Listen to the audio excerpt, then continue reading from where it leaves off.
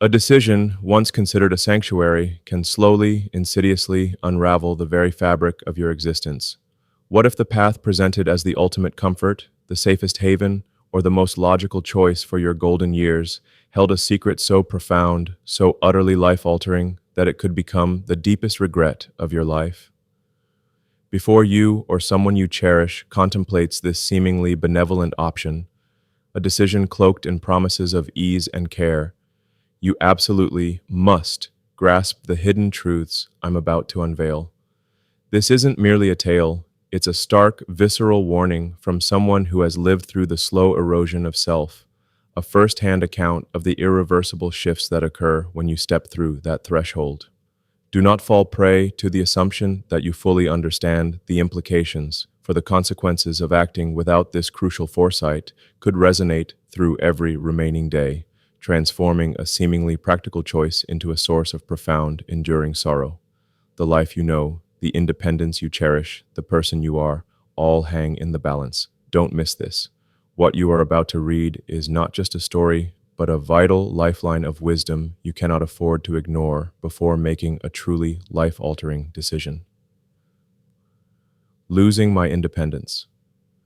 The most immediate and profound shock upon moving into what was promised as a comforting new chapter wasn't the modest size of the room, the predetermined meal times, or even the sea of unfamiliar faces. It was the crushing, undeniable realization that I had fundamentally lost command over my own life. Before this move, my days were a tapestry woven by my own hands. My cherished routines, the gentle rhythm of waking when I chose, the simple pleasure of deciding what to eat, and the absolute freedom to sculpt my day as I pleased. If I wished to stroll through the garden, I simply did. If a craving for a particular meal struck, I would head to my kitchen. Or, if all I desired was to sink into my favorite armchair with a well-worn book, wrapped in the quietude of my own home, that choice was mine alone. Within the walls of the nursing home, however, this autonomy vanished with startling speed. My time ceased to be my own. Instead, it became a rigid segment of a larger institutional schedule. Breakfast arrived at a non-negotiable hour, regardless of whether my appetite stirred. Lights out dictated my bedtime, irrespective of my readiness for sleep. Even the simplest desire, like a walk outside, became an elaborate exercise in permission-seeking, often followed by a disheartening wait until a staff member was available to escort me. The foundational choices that had defined my adulthood, what to wear, what to eat, transformed from basic rights into elusive privileges. I vividly recall that first week, waking in a bed that felt alien, a palpable unease settling in. My hand instinctively reached for the book I had been engrossed in at home, but as my eyes scanned the sterile room, the bitter truth hit me. This wasn't my home. My cherished books, my beloved armchair, the countless small comforts I had meticulously gathered over a lifetime, they were all gone. In their place stood stark, unwelcoming walls, a bed not of my choosing, and an overwhelming sense that I was no longer the captain of my own ship. The deepest wound, perhaps, was the dawning understanding that once you surrender your independence, retrieving it becomes an almost insurmountable task. You adapt, not out of willingness, but out of necessity. The arguments over dinner choices fade into resigned acceptance. The impulse to ask for an unscheduled walk is stifled. You learn to conform, to seamlessly integrate into their predetermined system. Yet, with each compromise, with each fading assertion of self, you realize you're not just fitting in, you're slowly but surely losing the essence of who you are. If you are contemplating this path, pause and truly ask yourself, are you genuinely prepared to relinquish those countless small freedoms, those daily acts of self-determination that imbue your life with its unique texture and meaning? Because once they are gone, their absence will echo with a profound ache you never imagined possible. Feeling forgotten. One of the most agonizing revelations that accompanies the transition into a nursing home is the slow, heartbreaking realization that the vibrant world outside continues its relentless march without you. When I first arrived, my family, with the best intentions, assured me their visits would be frequent and unwavering. I believed them, clung to that promise, and for a fleeting period, their words held true. My daughter maintained her weekly visits. My grandchildren brightened my weekends. and for a little while, it truly felt as though the umbilical cord connecting me to my old life remained intact, strong and vibrant. However, as the weeks blurred into months, an insidious shift began. The frequency of visits dwindled, imperceptibly at first, then undeniably. My daughter's calls began to replace her physical presence, and my grandchildren, caught in the burgeoning demands of school and careers, found their visits becoming sporadic, then rare. The holidays, those cherished beacons of family togetherness, proved to be the cruelest tests. Everyone promised to come, to gather, to celebrate. Yet, with uncanny predictability, plans would always shift at the 11th hour, leaving me to find myself isolated in the common room.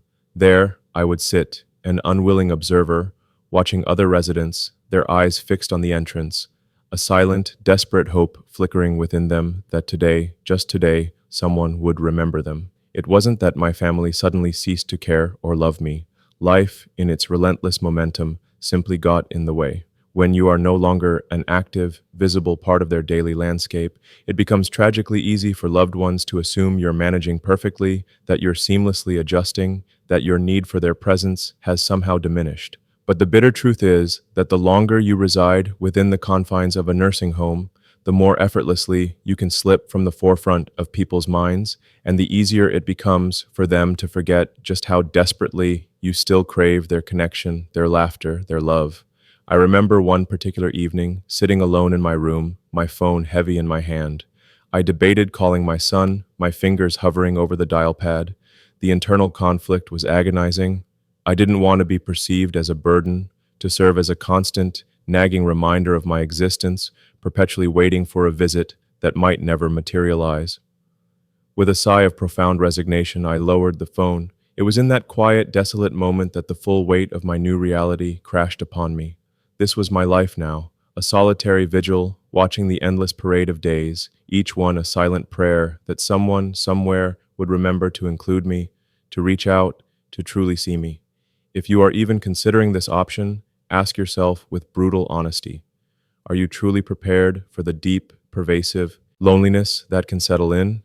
Because no matter the depth of your family's affection, once you are out of sight, becoming out of mind is a far easier and more painful process than you could ever possibly imagine.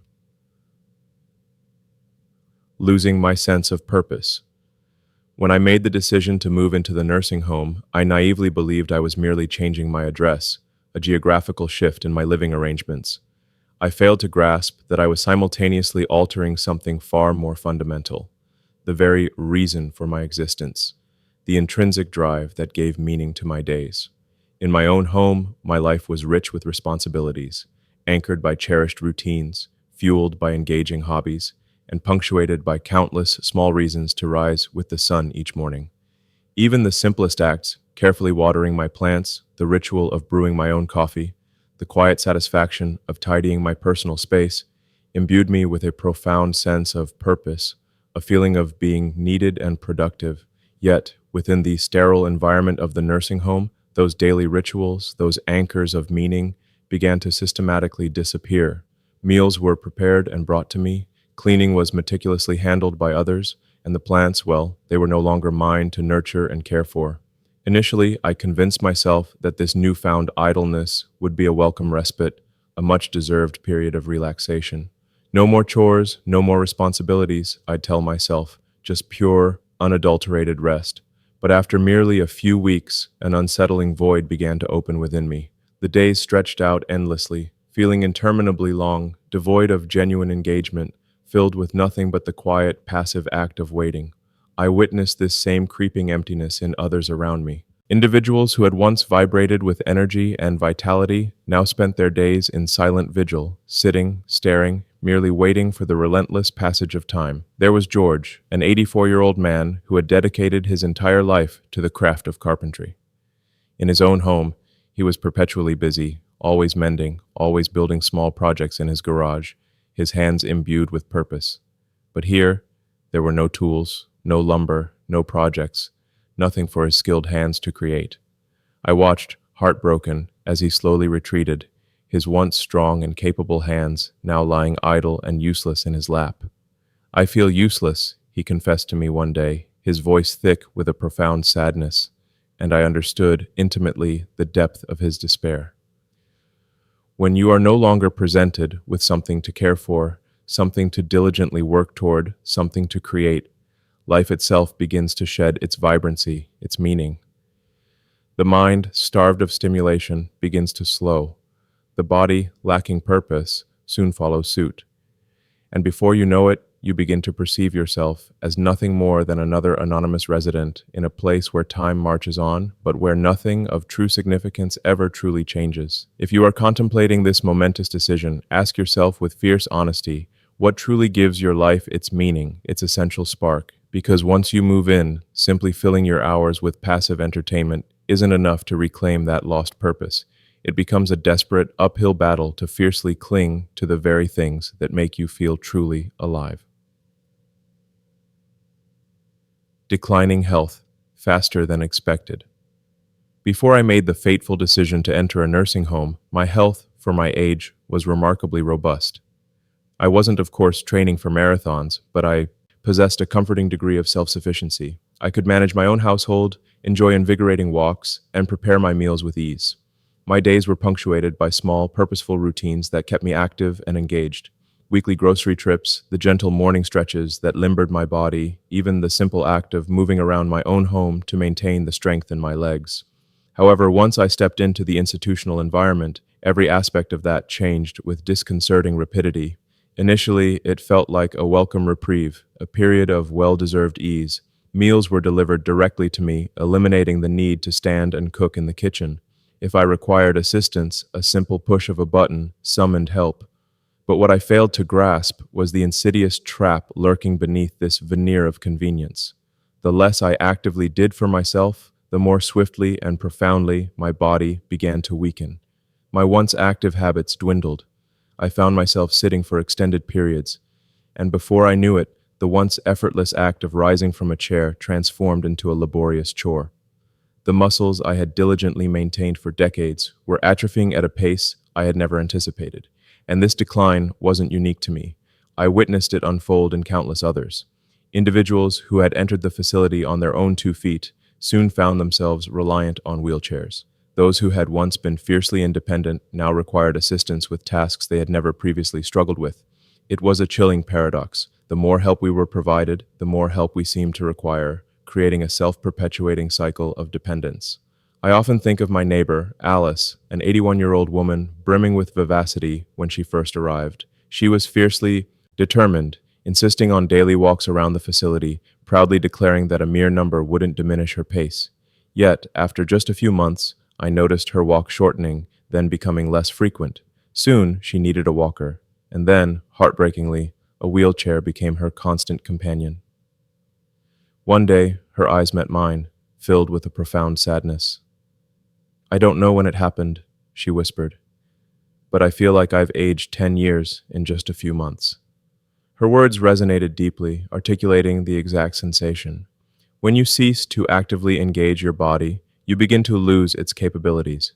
And in a nursing home, where every comfort and convenience is designed to simplify life to its utmost, it's dangerously easy to forget that physical movement isn't merely about convenience. It is, at its core, about survival, about retaining the very essence of your vitality. If I had possessed even an inkling of how swiftly my strength would abandon me, I would have fought with every fiber of my being to stay active, to keep moving, to push myself even on days when my motivation wavered. If you are weighing this monumental decision, ask yourself this critical question.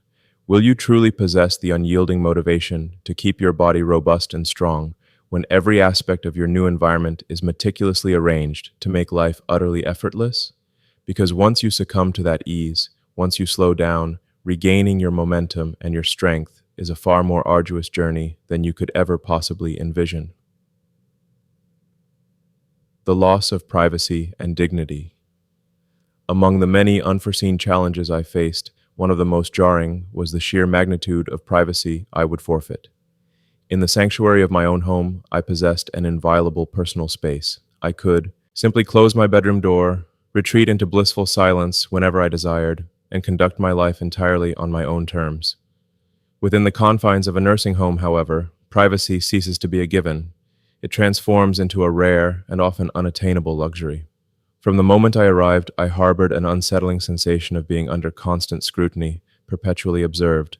Staff members moved in and out of rooms with little warning, scheduled checks intruded on personal moments, and shared common areas meant true solitude was a fleeting occurrence. Even the most intimate, mundane acts, getting dressed, using the bathroom, frequently required the presence or assistance of another. I understood, intellectually, that they were merely performing their duties, but the profound indignity of needing help for tasks I had executed independently my entire life chipped away at my spirit.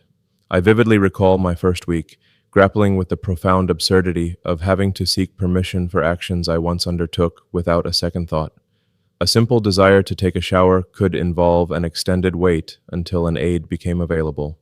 The pressing need to use the restroom after activating the call button could mean an agonizing delay. Even meal choices became a rigid affair. If the day's menu didn't appeal, there was no alternative, no personal preference accommodated. And then the challenging reality of roommates. Not everyone is afforded the luxury of a private room, and sharing such an intimate space with a stranger, someone you did not choose, can be profoundly frustrating. I was fortunate to have a kind roommate, but I heard harrowing tales from others whose experiences were far less agreeable. Roommates who were incessantly loud or possessed concerning hygiene, habits, or even suffered from cognitive impairments that rendered peaceful sleep an impossibility. No matter how diligently you strive to infuse your small room with personal touches to make it feel like home, it never truly becomes yours. Dignity, that intrinsic sense of self-worth, is an incredibly difficult thing to lose, and I hadn't realized how much of mine I would be compelled to surrender until I was irrevocably immersed in that reality. It happens in subtle, insidious ways. When people knock but do not always wait for an answer before entering your private space, when you are addressed in the clipped, professional tones reserved for a patient rather than a unique individual, when the rhythms and routines of your daily existence are entirely dictated by a schedule you had no hand in creating. These experiences slowly but powerfully alter you. You begin to feel less like the person you once were, and more like a nameless entry on a clinical roster, a data point in a larger system.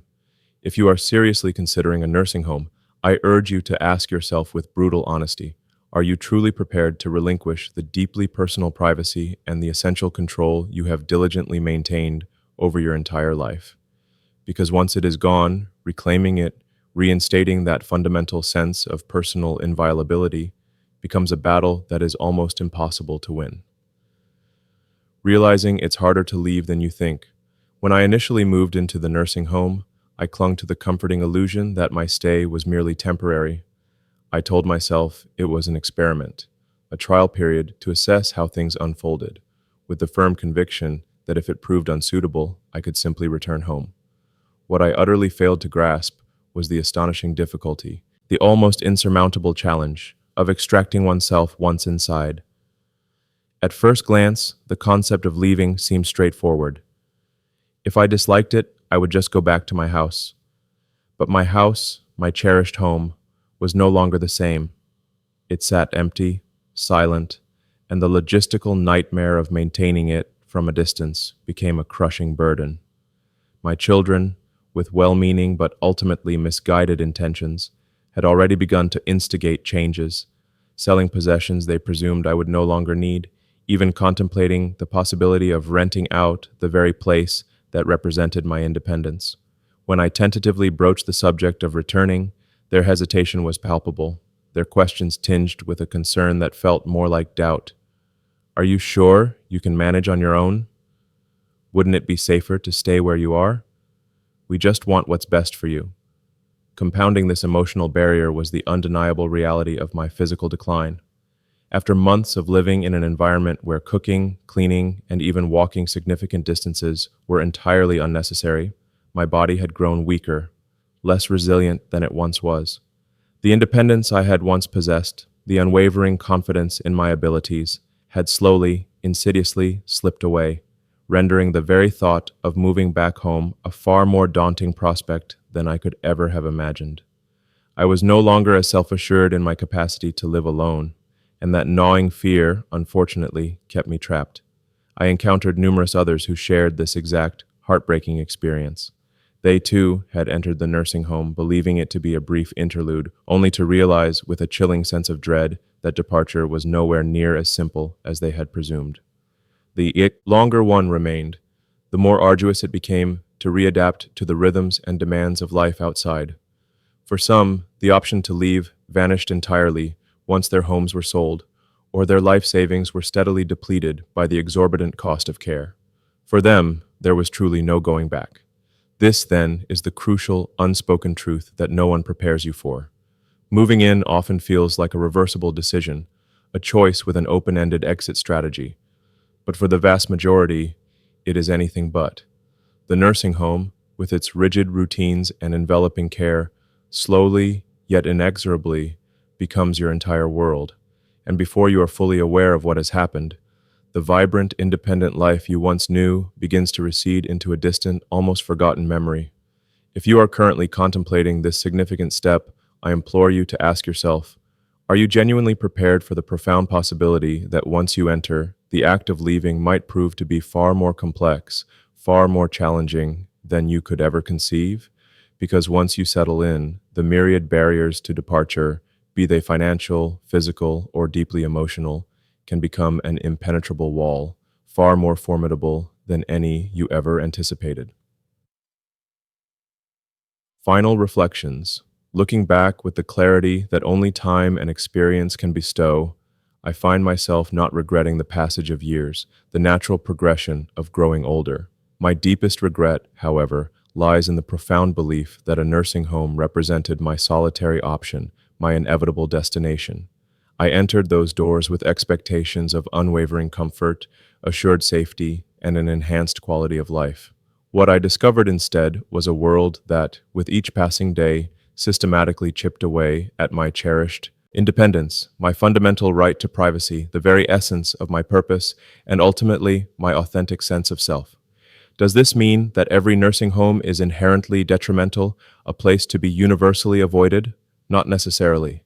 There are undoubtedly individuals for whom the intensive level of care and support provided by such facilities is not just beneficial, but absolutely essential. However, before you commit to such a pivotal decision, I implore you to engage in a profound and unsparing evaluation of what exactly you stand to relinquish. Because once you cross that threshold, once you settle into that new reality, life, in its most fundamental sense, will never truly be the same again. If I were granted the impossible gift of replaying my past, I would have fought with far greater tenacity to remain in the familiar sanctuary of my own home. I would have meticulously explored every conceivable avenue for support and assistance, seeking solutions that would bolster my freedom rather than demand its surrender.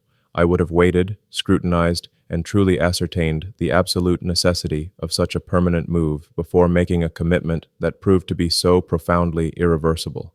And if you, at this moment, stand at the precipice of this very decision, I fervently hope you will carve out the time for deep, unflinching introspection. Ask yourself, is this truly what is best for my well-being, my spirit, my life's essence? Or is it, in truth, merely the path of least resistance, the option that appears easiest right now?